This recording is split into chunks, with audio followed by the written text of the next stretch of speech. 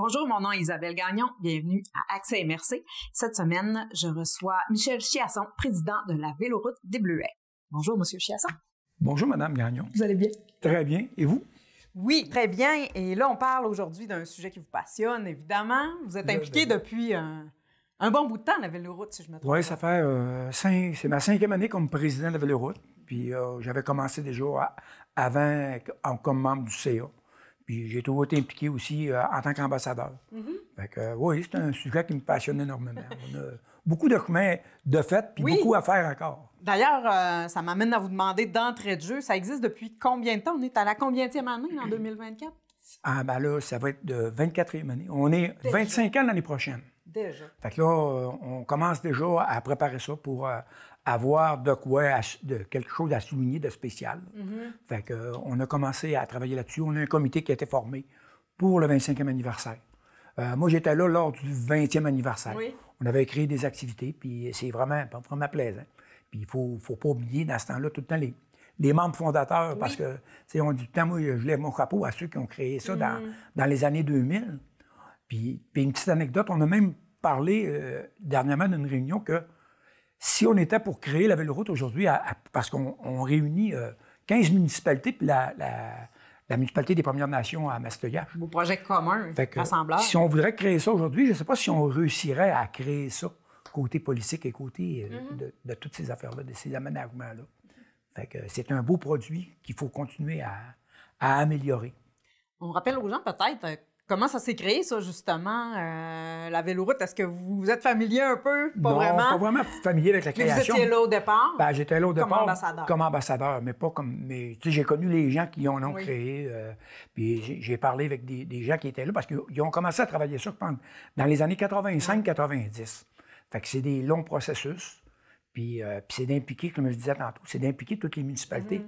Quand tu vas dans 2-3, mais faire le tour du lac avec impliquer tout le monde, puis d'avoir le monde dans le même sens, de même côté. C'est ambitieux. Oui, c'était ambitieux, puis je lui lève mon chapeau, ils ont fait un beau travail, puis maintenant, c'est à nous autres de continuer à l'améliorer, puis d'améliorer ce qui est là, mais d'améliorer alentour aussi de ça aussi.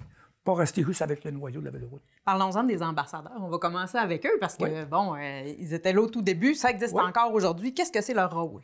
Bien, le rôle des ambassadeurs, eux autres, tu vois, présentement, on en a à peu près 70. Puis ce qu'on aimerait, c'est d'en avoir au moins 1 ou 2 par municipalité, parce que là, il y a des municipalités qui n'en ont pas. Puis leur rôle, nous autres, on dit tout le temps, les ambassadeurs, là, c'est les yeux et les oreilles de la corporation de la Véloroute. Parce qu'eux, ils se promènent, puis ils parlent avec tout le monde. Ils sont là pour diriger le monde s'ils ont besoin d'informations touristiques. Ils sont là juste pour aller jaser avec le monde. Comment est-ce qu'ils ont trouvé le pouls, comment est-ce qu'ils ont trouvé le voyage, c'est quoi qu'ils ont aimé, c'est quoi qu'ils ont apprécié. Ils sont là aussi pour les dépanner s'ils ont des problèmes mécaniques. Dans le meilleur de leurs connaissances, parce qu'on n'est pas tous des mécanos de vélo. Les premiers secours. Ouais. Les premiers secours, ben, on leur donne une formation aussi à chaque année. Important. Chaque année, il y a une formation même en réparation vélo. Après ça, ben, ils sont là pour voir quand il y a des débris ou des anomalies, ben, pour les signaler à la Véloroute, parce qu'on n'est pas toujours, les employés sont pas toujours sur leur, ils font les inspections, mais ils sont pas là, tandis que les ambassadeurs sont là à journée. Il y en a qui font 5, 6, 7 000 km de vélo par année, puis à jaser avec le monde, puis à ils sont bien identifiés, j'imagine, aux couleurs de la Véloroute. Oui, ils ont des chandails, puis ils sont identifiés ambassadeurs. Puis eux autres, maintenant, sont tout le temps un maillot rouge. Comme les secouristes dans les pistes de ski, des choses comme ça. Fait que quand tu vois un maillot rouge, bien souvent avec Véloroute, ben, c'est un ambassadeur. On peut les repérer de cette façon-là. Oui, ils sont faciles à repérer. Si on a besoin. Parlant de tâter le pouls, de savoir comment les gens trouvent ça, donc on suppose que la clientèle de la Véloroute, c'est beaucoup des touristes plus que des gens locaux? Ben, je pense qu'il y a plus de gens locaux, parce que tu vois, là, on parle comme cette année, c'était 270 000 tout près d'utilisateurs qu'on appelle. Parce qu'on dit qu'aujourd'hui, la Véloroute, là, c'est pas une piste cyclable. C'est une piste multifonctionnelle. Les madames qui vont marcher avec leurs enfants, avec les poussettes, les rollers, les vélos électriques qui ont amené beaucoup de distance. Les gens locaux, ça lui fait prendre de l'air. Puis avec l'assistance électrique, quand même qu'ils vendent quand tu t'en rends bien, bien, ça ne te dérange pas. Quand même qu'il y a une petite montée, mais ça te dérange moins. Fait que ça rallonge les distances que les gens peuvent parcourir sur la véloroute. Fait que c'est un gros plus. Fait que, tu sais, il y a tellement de choses possibles à faire avec la véloroute. Tu vois, même, il y a des gens qui organisent des courses à pied, qui vont faire des grands bouts sur la véloroute, parce que c'est du côté sécuritaire, côté paysage, c'est de toute beauté, il y a différents paysages.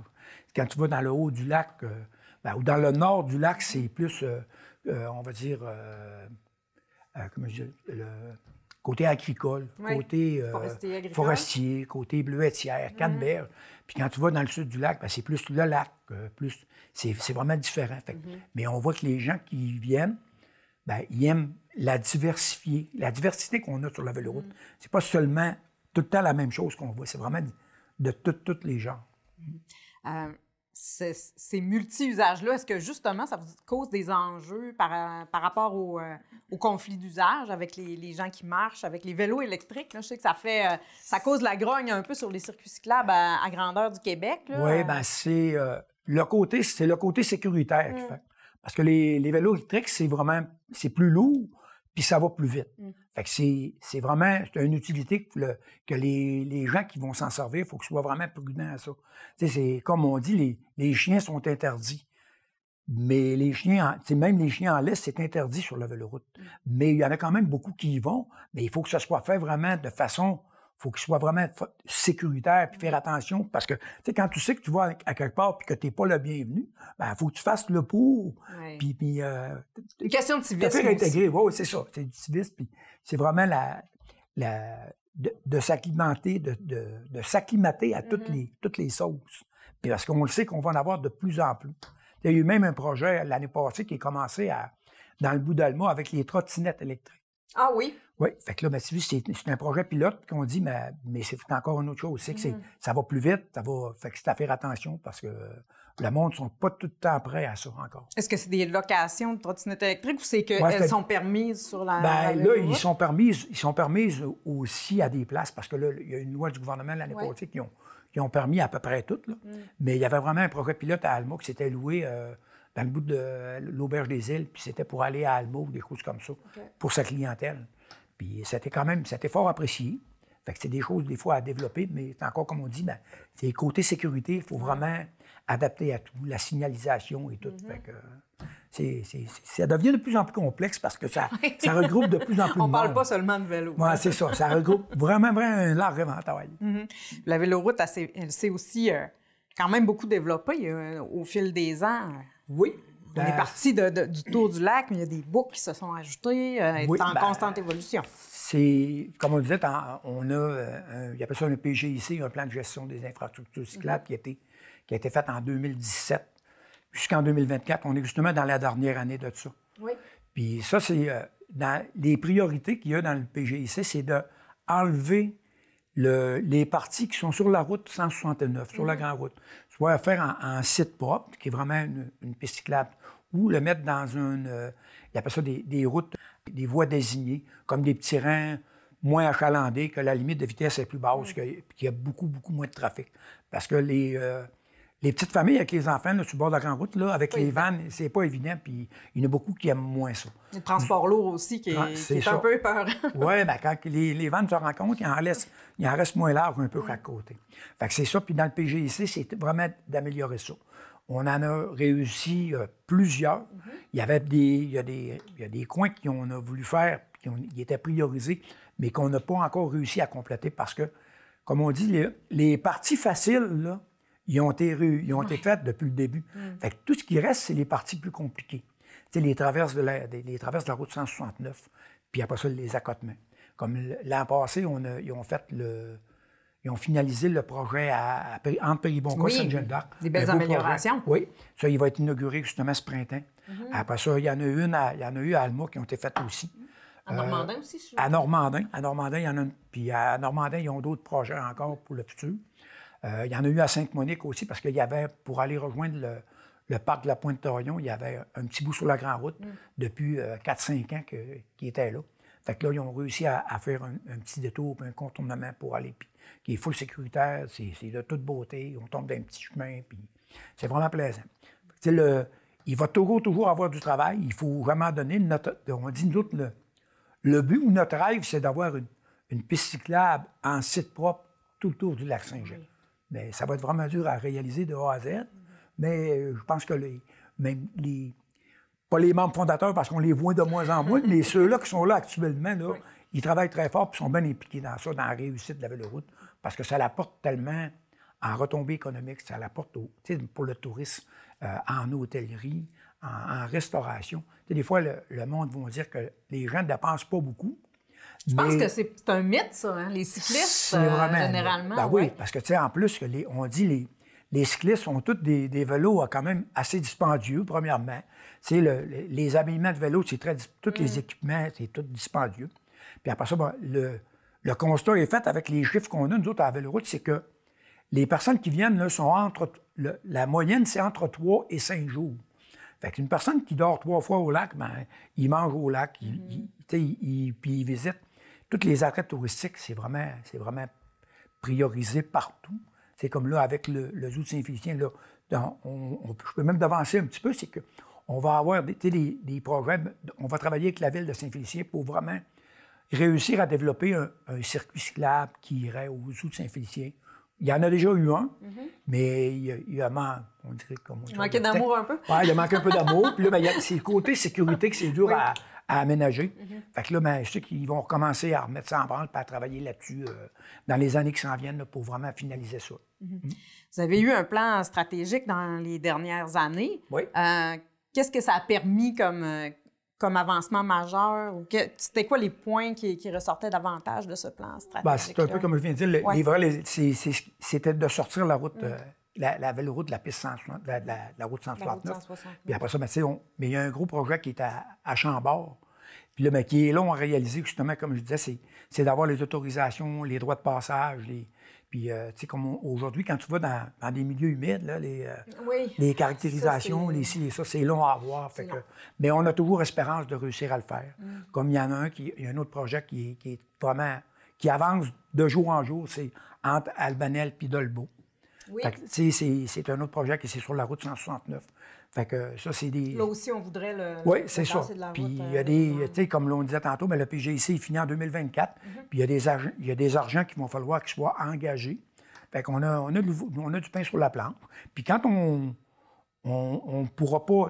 Il y a des projets qu'on ne pourra pas réaliser, mais comme on disait tantôt, la Véloroute va avoir 25 ans. Là. Oui. Il y a des portions qui ont déjà besoin d'amour, qui ont besoin d'être refaites parce que ça détériore, ça use. Comme les routes, ça... C'est ça. Il faut faire le tour tout le temps. Il faut prévoir ça, il faut mettre ça dans nos priorisations d'améliorer, mais de garder le circuit qui est là, sécuritaire et bien aménagé.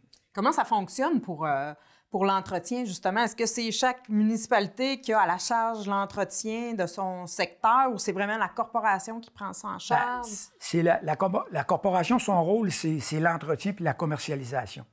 Mais nous autres, on fait les inspections, on fait ces choses-là, mais c'est géré par les... ça dépend. On est 3 MRC. Hein? Oui.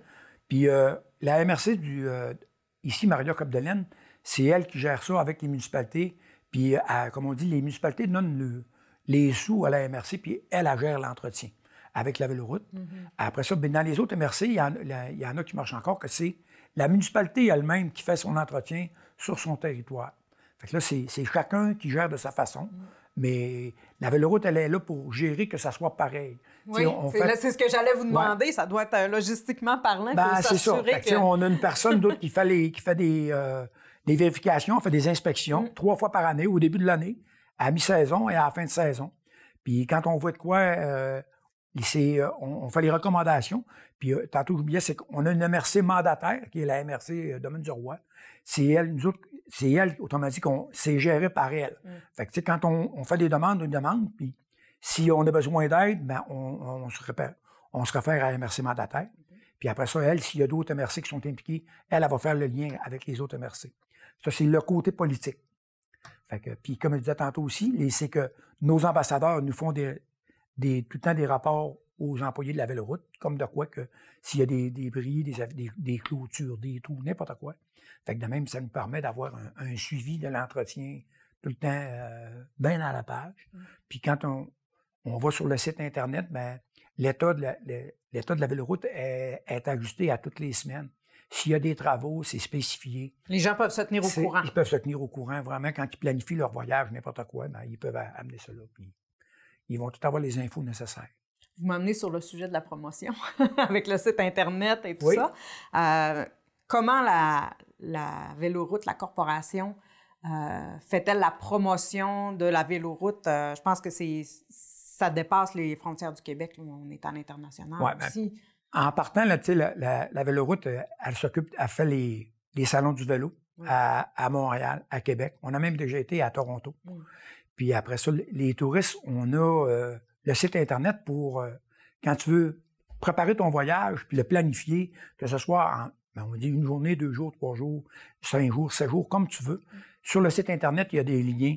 Ils vont tous t'aider à moduler ton voyage, comme on dit. Puis ensuite, avec les hébergements, j'imagine, la restauration, les sites touristiques. On a le service de navette de bagages aussi. Oui. Ça, c'est tout un plus, parce que les gens, on dit en vélo, c'est plaisant de rouler, mais c'est plaisant de rouler léger. Fait que il y en a beaucoup qui voyagent en camping, qui voyagent dans les hôtels. Fait que tu pars le matin, puis tu laisses ton bagage là, puis ton bagage, quand tu vas arriver dans l'après-midi, il va être rendu à ton hôtel, il va être rendu à ton gîte.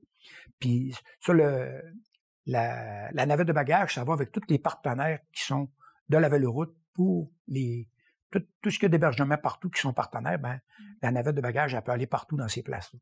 Puis c'est vraiment, vraiment apprécié de tous les utilisateurs qui font ça, le monde de l'extérieur, là, le monde où on dit Outre-mer, ou Québec, ou Montréal. Puis eux autres, c'est vraiment parce que tu arrives avec des bagages, là, une valise, là, traîner du stock en vélo, là. C'est pas tout le temps évident. Oui. Quand on voit les familles, on voit les familles, ça implique du bagage pour toute la famille aussi. C'est ça, quand t'es 3, 4, là. Moi, l'année passée, j'ai eu un couple qui sont venus avec 3 enfants, puis ils traînent 40% de leur stock. Le reste, ils font transporter par la navette de bagages, puis ça leur permet de faire le tour du lac.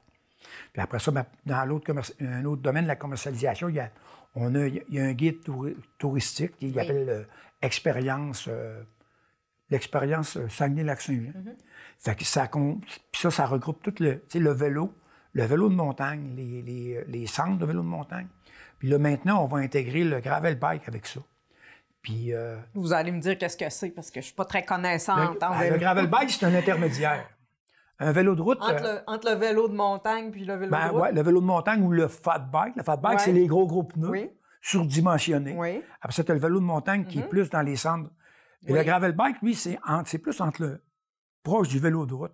Parce que les pneus sont un petit peu plus larges que le vélo de route, que tu peux, quand même que tu fais un chemin de gravier, tu fais des places qui sont vraiment moins roulants, ben, tu es accessible partout. Après ça, c'est ceux-là qui connaissent ça, ben, le système de vitesse est fait que tu peux aller dans des dénivelés plus importants. C'est plus facile à rouler dans les dénivelés. Fait que c'est vraiment un créneau qu'on commence à développer avec ce qu'on appelle maintenant, ce qu'on travaille, les rangs du lac Saint-Jean. Ah. Tantôt, on parlait c'est un peu la nouvelle, ce que la Véloroute se dirige maintenant pour aller chercher des fonds. C'est les rangs du lac, on va commercialiser, puis on va aussi surveiller l'entretien des petites municipalités qui veulent se greffer. Mettons, qu'il n'y aurait pas déjà un circuit de la Véloroute chez eux? Parce que la Véloroute, on appelle ça, moi dire comme mon directeur général, c'est la Véloroute, c'est comme une marguerite.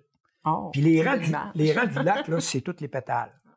Fait que si tu veux greffer après ton noyau, ben, s'il y a une boucle, mettons, de 5, 10 ou 20 km, ben, nous autres, on va le commercialiser dans le sens qu'on ne demandera pas aux municipalités de dépenser de l'argent pour se mettre conforme, mais on va le commercialiser comme il est. Si c'est une route en gravier, si c'est une route en asphalte, mais qui est moins large, les limites de vitesse, les obstacles, les contraintes, les gens vont être au courant. Ça, ils vont être au courant. Ça se roule avec un gravel bike, ça se roule avec un vélo de montagne.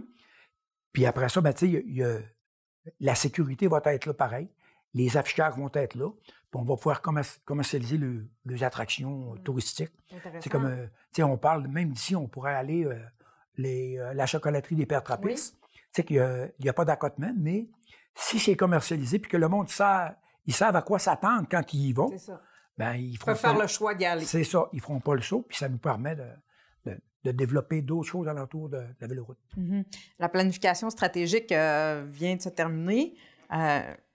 Ce dont vous me parlez là, c'est dans une nouvelle planification qui est en train de se faire ou non, mais ça, c'est plus. On a commencé. Non, mais ça, oui, ben, c'est officiel parce qu'on a commencé comme dans le nouveau, comme je dis tantôt, le nouveau plan de la véloroute. C'est vraiment le nouveau modèle d'affaires de la véloroute. On s'en va dans cette direction-là avec ça.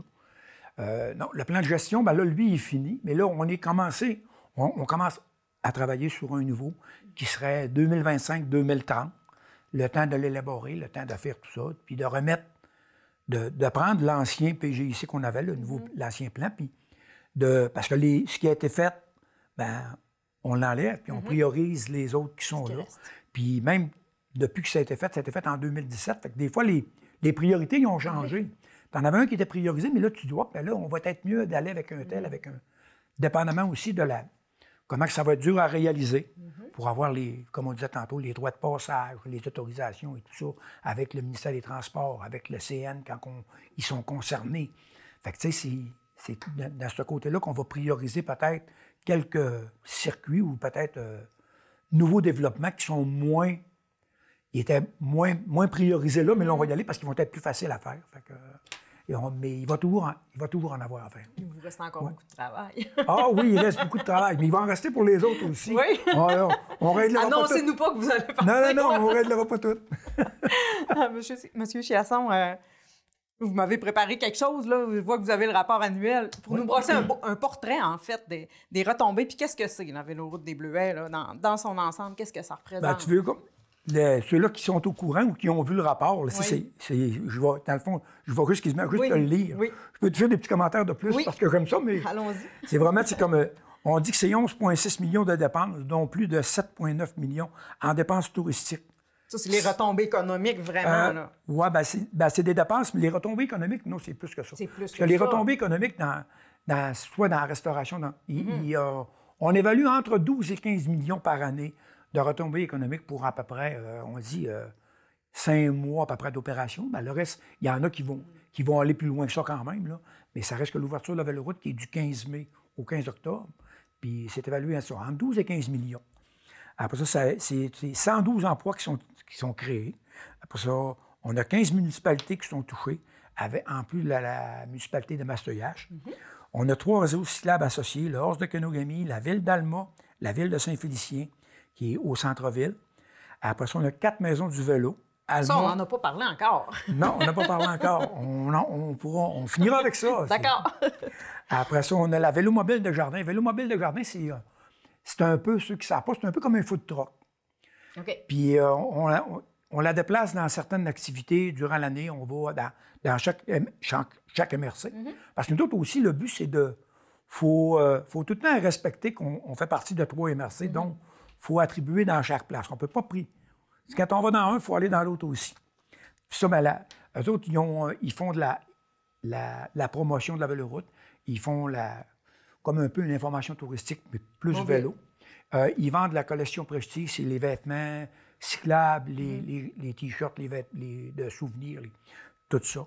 Après ça, ils ont même des outils pour réparer les vélos, ceux-là qui ont des problèmes. C'est une maison du vélo mobile. Mobile, c'est ça. Ensuite de ça, on a 35 halles de vélo, 50 hébergements certifiés Bienvenue cycliste.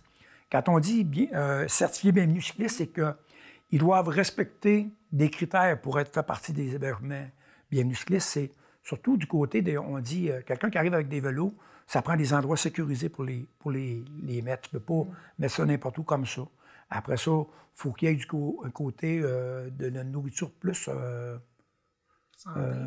plus santé un peu. J'aurais dit écologique, mais c'est plus santé, les gens. Après ça, on a 2 traverses maritimes. On a une à Péribonca qui fait le Maligno. Pas le Maligno, c'est la traversée qui va sur la Pointe-Taillon à partir de Péribonca. Puis l'autre, c'est justement le Maligno qui est à Alma. Après ça, il y a des vélos voûtes électriques. On a eu plus de 369 000 utilisateurs cette année. Service de navette de bagages qu'on a parlé tout à l'heure. Puis il y a plusieurs activités qui sont offertes annuellement. Il y a plus de 100 entreprises partenaires de la Véloroute des Bleuets. 55, là, il parle de 55 ambassadeurs patrouilleurs. Puis on a des ambassadeurs médiatiques, puis les ambassadeurs sportifs. Médiatiques, c'est comme on a Yvan Martineau, qui fait beaucoup la promotion de la Véloroute un peu partout à travers le Québec. Puis les sportifs, on avait Mme Audrey Lemieux, qui était elle a compétitionné en cyclisme. Fait qu'on a des ambassadeurs comme ça. Puis comme on dit, on a un rayonnement international partout. Et quand tu vas en Europe, ils en entendent parler. Ils connaissent la Véloroute. Ils connaissent la Véloroute des Bleuets. C'est un produit d'appel touristique régional qui est bien.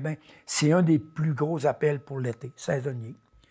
Puis la coordination dans l'expérience vélo, tantôt que je parlais, c'est le guide touristique qui fait que là, ils vont un peu se spécialiser, ils vont rajouter le gravel bike, le centre de vélo de montagne qui avait été intégré la dernière. Ça, ils font ça tous les 2 ans parce qu'ils veulent rafraîchir les... il y a des nouveaux partenaires qui embarquent, il y en a qui débarquent. Fait qu'il faut tout le temps que ça soit remis à jour. Puis, fait que c'était pas mal ça, la Véloroute des Bleuets. Au plaisir de te rencontrer en vélo cet été. Merci. Merci à vous aussi d'avoir été avec nous. Je vous donne rendez-vous la semaine prochaine pour un autre épisode de Accès immersif.